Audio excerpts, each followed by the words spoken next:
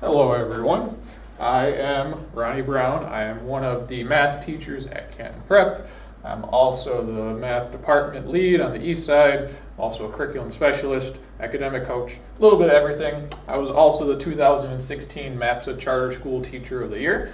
I am here today to help you guys have fun in the classroom, especially this year. This year we need to have fun in the classroom. We need to have our students laughing, having our students be happy with everything that's going on. We got to have fun in the school year this year.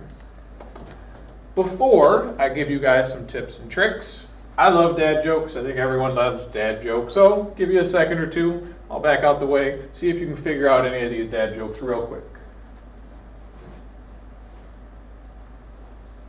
Why did the smartphone need eyeglasses?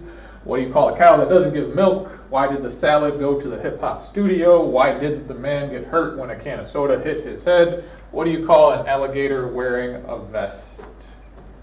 First one, I love the first one. First one's pretty cool.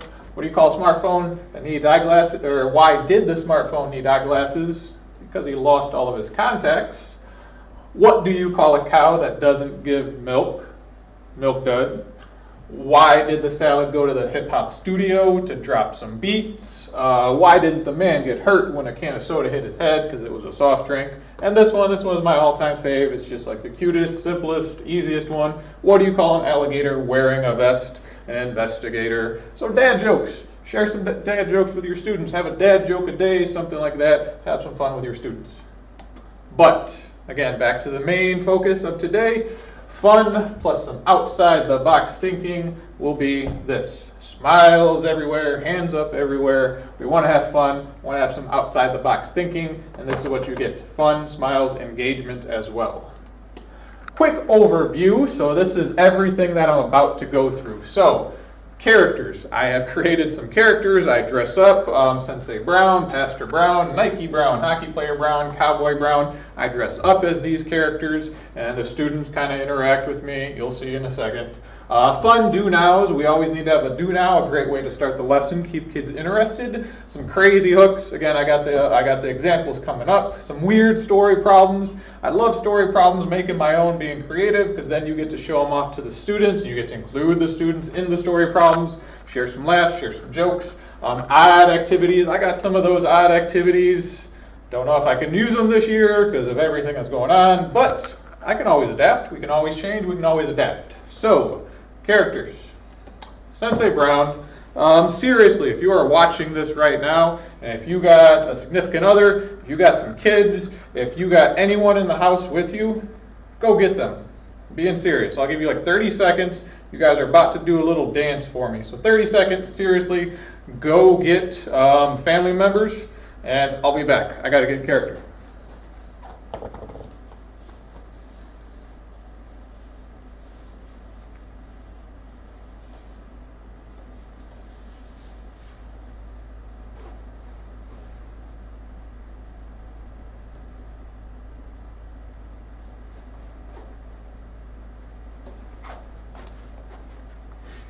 Hello everyone, I am Sensei Brown. I am here today to teach you some karate. First things first, bow to your sensei. So of course everyone bow to me, yes, thank you, bow to me.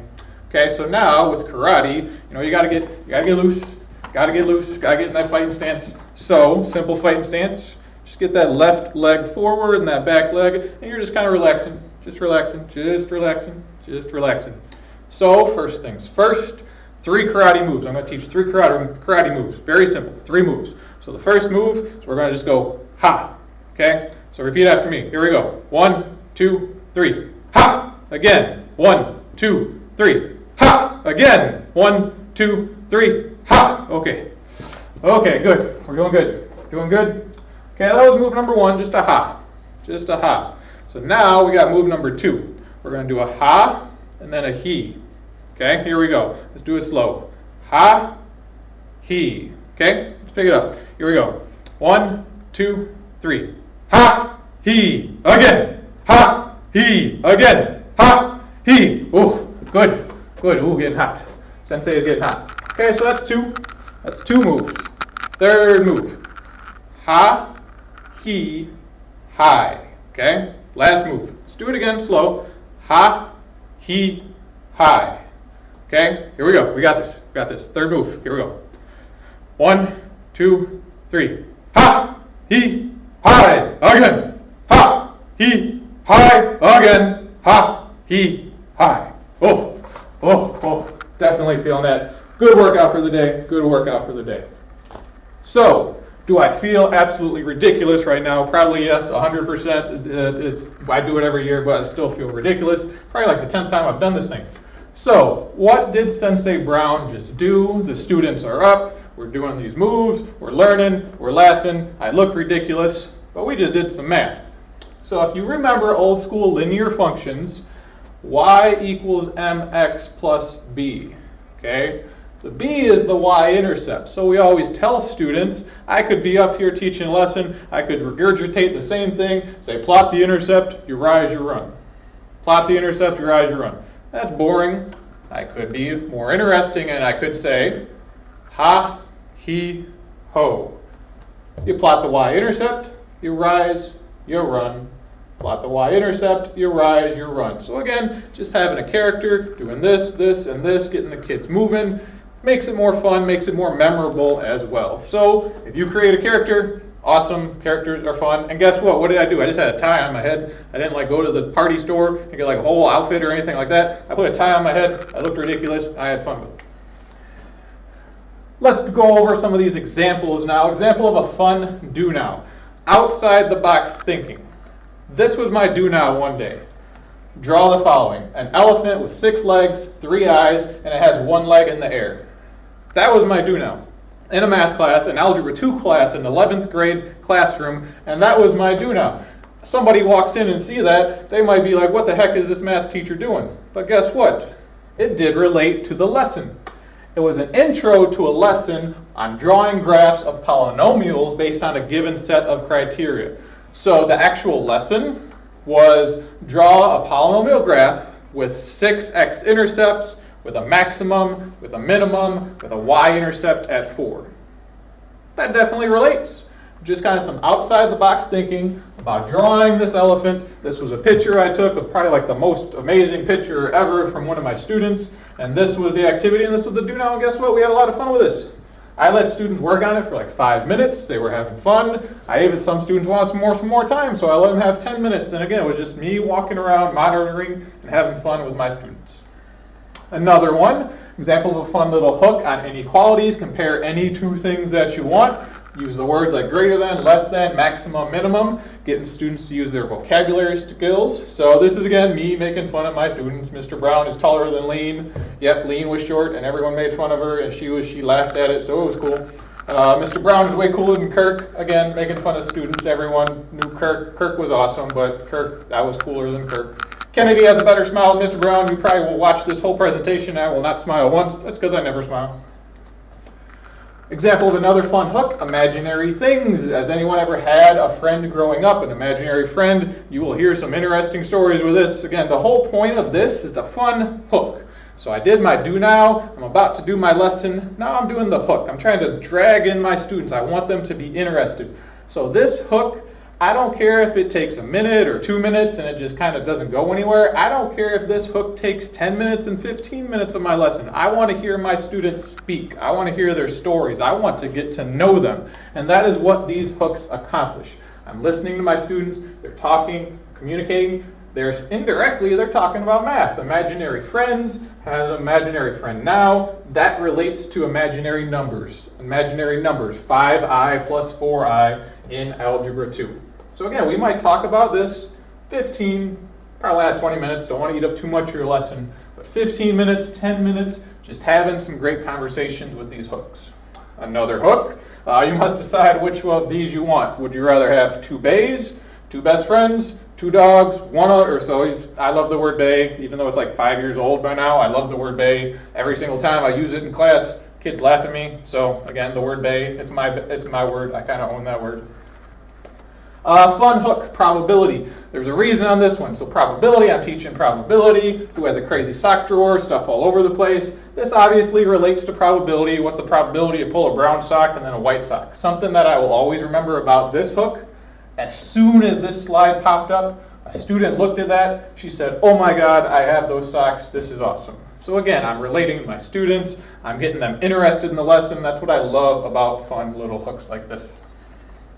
Another hook, logarithms. This is kind of more advanced algebra 2, but have you ever fallen from a high place? A tree, a swing set, a roof, a building?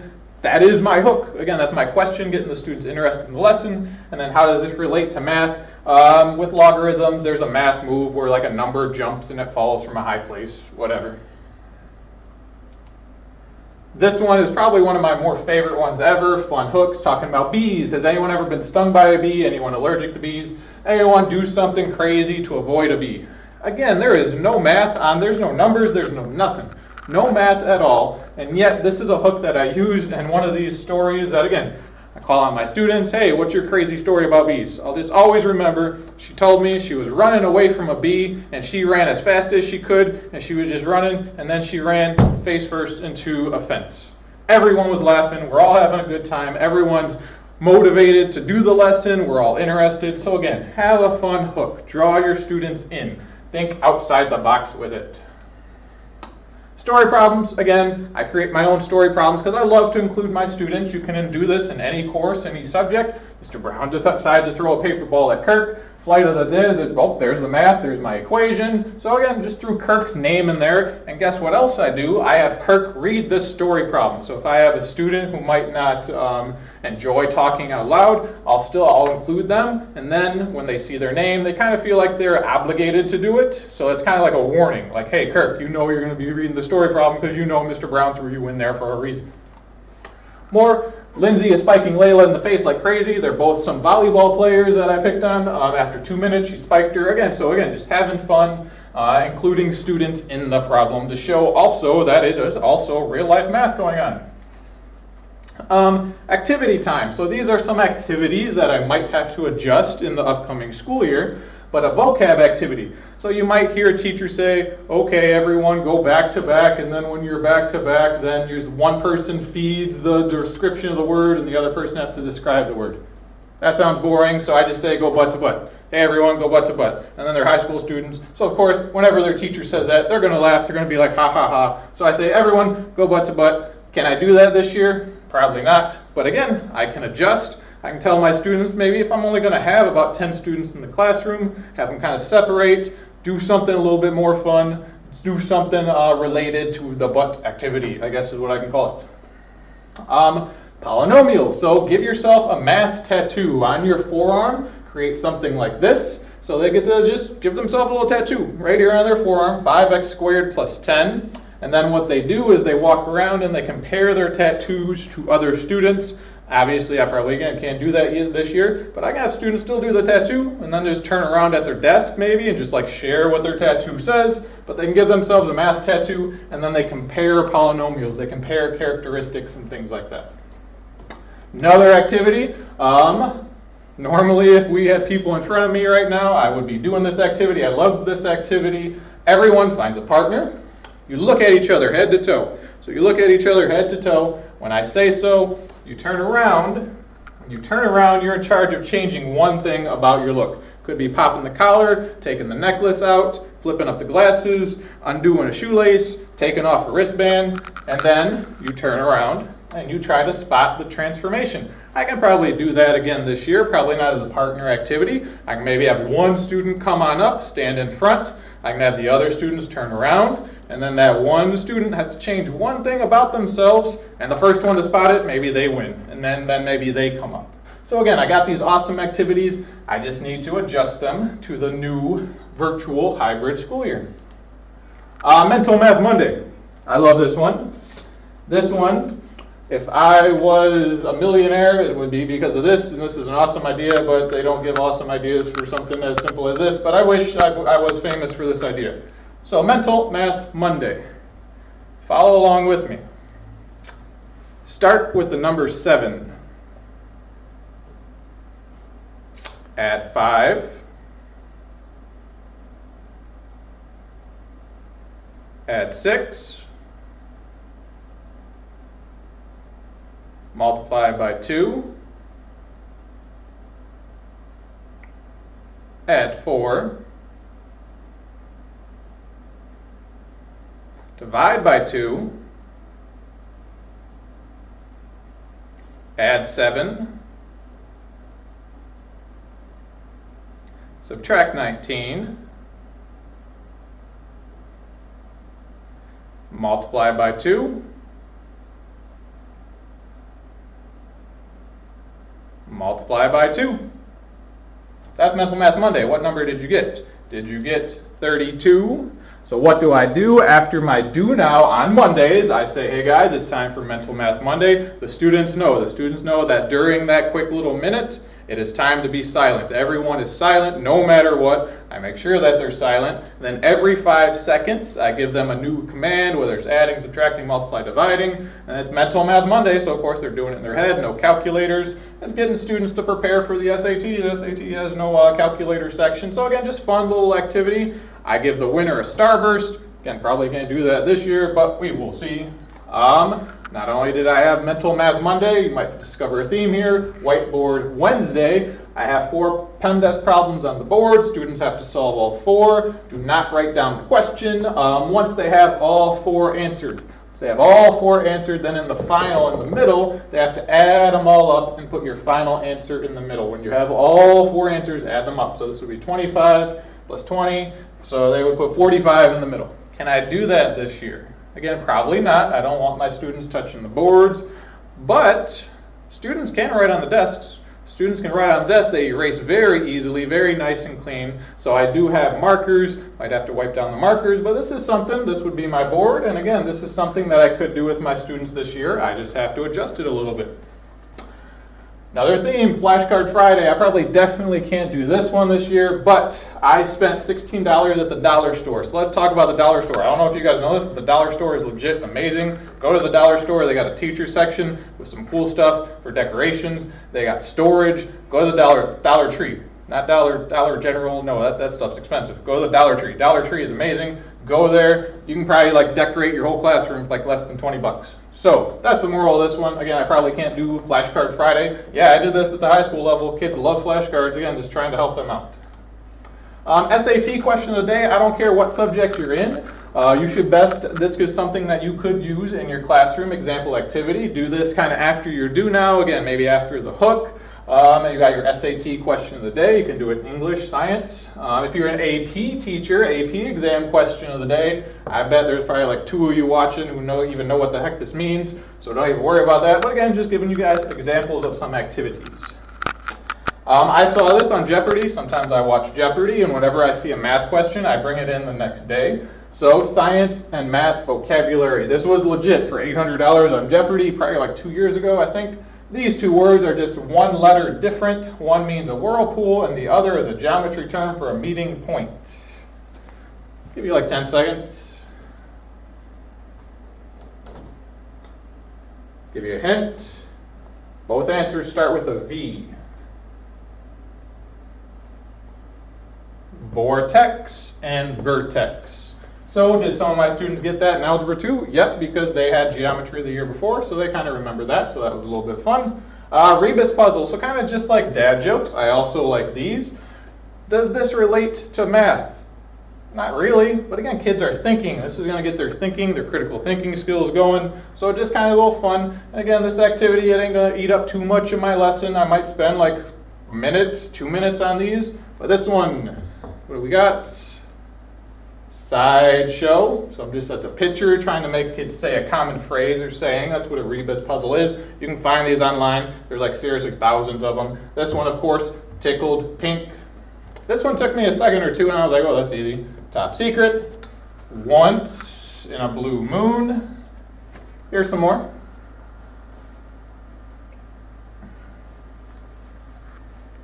First aid. How many C's do we got? 7. The 7 C's. For instance, crossroads. These are my favorite ones because these are the toughest ones. These ones I do with my students every year, and it always takes these ones the longest for students to get. So I'll give you guys time on this one real quick.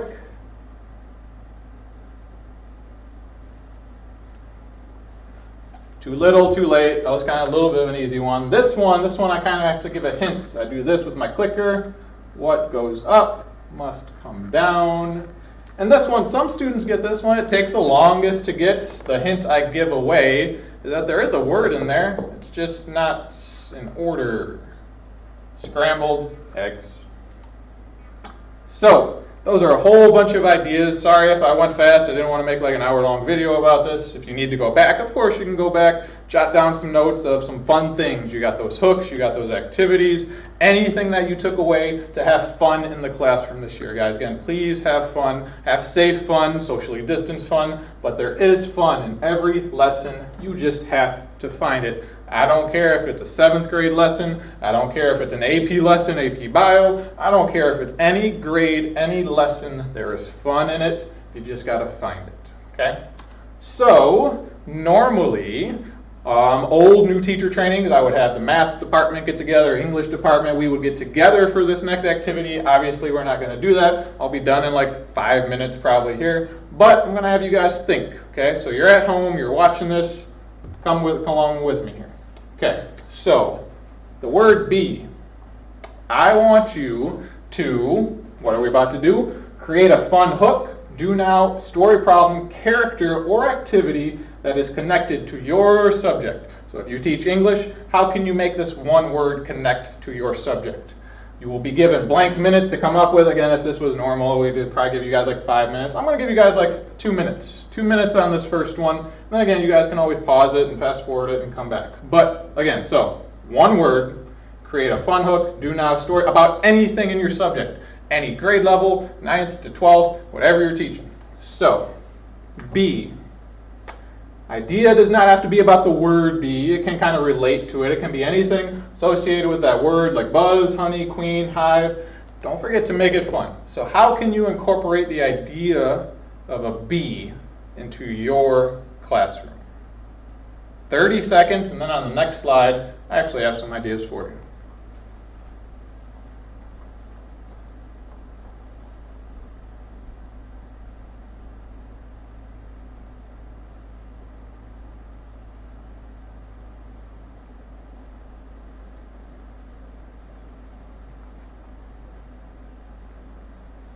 And B, how can you make it into a do now? English, can you make it relate to a book? Is there a book that you know? How can you make it into a character? Music teachers, I got an idea off the top of my head. How can you make it into a hook? Science? Well, here's some ideas. Potential ideas that I came up with. Again, just weird, fun ones that are outside the box. We're way outside the box. Activity, have students buzz the song instead of play it.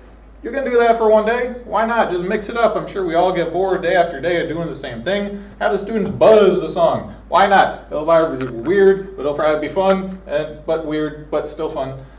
Spanish, have students move around the classroom making the buzz sound, and when you say stop, they do a vocabulary activity based on animals. I think we can definitely, Spanish, this is easily, I know there's like an animal unit, so definitely can use it there. Social studies, have students draw a queen bee sitting on a throne with a crown. What does this connect to? Connects to the units on medieval England. So again, I don't really know what social studies course that is. AP World, World History, something like that. But again, have students do that. Have students talk about that. A hook in science, make them talk about Winnie the Pooh and honey, connects to biology units, animals, chemistry units. So again, what you just did is you took one word. You took the word be, one word, and you turned it into an activity. You turned it into a fun, engaging activity with smiles, with engagement, with hands up, with fun. Because of one word. I honestly think that's pretty powerful. That one word spawns this amazing activity that takes up 10, 15 minutes of your class, that gets the engagement, that gets student thinking, that gets students having fun. Couple more slides. So, pick a movie below. So again, if this was normal times, we'd be in our groups. I'd say 5 minutes, come up with an activity. How would you connect Forrest Gump? How would you connect Transformers, Beauty and the Beast, Avengers Endgame? How would you connect any of these to your lesson? In years past, this last one was The Dark Knight. So Batman. I got rid of it because I got to update it a little bit, Avengers Endgame. But this is probably like one of the coolest ones I'll always remember. Is again, it said The Dark Knight, which is Batman, and the social studies team. They came up with a great question. What would Batman do? What does that mean? They were putting Batman in different centuries. 14th century, 15th century. If Batman was alive in the 14th century, what would he do? What would he wear? Who would he protect? Who would be his villain? And I thought that was like the best idea ever. What would Batman do throughout history in these different time periods? And then again, that's fun. You're talking about Batman taking on the bad guys. Who's the bad guys? You're talking about Batman, what is he wearing? So again, how would you connect one of these movies to your lesson? And then again, if we were in our groups right now, how would you connect a paper ball to your lesson activities? For example, you just crumple up a paper ball, a vocab term, you throw the paper ball at a student, and you make that student answer a question about the vocab term. Or you make the students get all their papers in paper ball, and they write their vocab term, and they throw them at each other. Yeah, they can do that. Probably not this year, but in years past, yeah, throw paper balls at each other. That could be an actual activity. I've seen it done before. Probability. Might be a little bit tough, but again, how could you incorporate any part of probability into your lesson? Drawing I think is universal. Drawing is like reading. Drawing you can have in any part of any lesson of any subject. Socks, again with probability, socks, how could you do that in your lesson? And that is it. Thank you guys very much. Again, please have safe, fun in your classroom this year. Have socially distanced fun, get the students laughing, get them engaged, and again, all it takes is one word, and then you have this awesome lesson, this awesome 10-minute conversations with your students, and you're having fun. Good luck this year. Ronald Brown, rbrown@cantonprep.com. Email me if you ever have any questions. Thank you for watching.